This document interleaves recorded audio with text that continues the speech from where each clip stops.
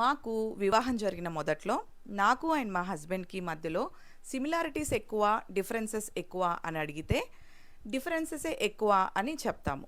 ఇక్కడ సిమిలారిటీస్ అంటే ఒకే రకంగా ఆలోచించడం, ఒకే రకమైన నిర్ణయాలు తీసుకోవడం, ఒకే రకంగా ప్రవర్తించడం. డిఫరెన్సెస్ అంటే భిన్నంగా ఆలోచించడం, భిన్నంగా నిర్ణయాలు తీసుకోవడం, భిన్న ప్రవర్తనలు. సో, ఏదెక్కువగా ఉండేది భిన్నంగా ఆలోచించే విధానమే మా మధ్యలో ఎక్కువగా ఉండేది అని మేమిద్దరం ఖచ్చితంగా అదే విషయం చెప్తాం. కానీ ఇప్పుడు మీరు మాకు అదే క్వెషన్ వేస్తే, మా మధ్యలో భిన్నంగా ఆలోచించే పర్సెంటేజ్ కంటే ఇప్పుడు ఒకే రకంగా ఆలోచించడం, ఒకే రకమైన నిర్ణయాలు తీసుకోవడం, ఒకే రకంగా ప్రవర్తించడం, ఇటువంటి లక్షణాల పర్సెంటేజ్ అనేది చాలా పెరిగింది. అదెలా జరుగుతుంది అంటే, ఒకరిలో ఉన్న ఆలోచనలను, అభిరుచులను మరొకరు గౌరవించినప్పుడు.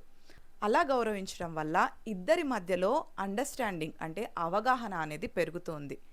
అప్పుడు మనకి తెలియకుండానే మన ఆలోచనల్లో, మన పనుల్లో, మన ప్రవర్తనలో కొన్ని మార్పులు వస్తాయి. ఒకటి గుర్తుంచుకోండి, ప్రతి వ్యక్తి కొన్ని విషయాల్లో ప్రత్యేకంగా ఉంటారు.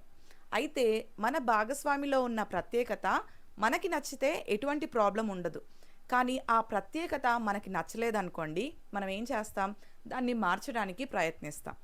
అలా మార్చే ప్రయత్నంలోనే గొడవలనేది ప్రారంభమవుతూ ఉంటాయి. కాబట్టి మీ భాగస్వామికున్న ఆలోచనలను మీరు గౌరవించడం ప్రారంభించండి.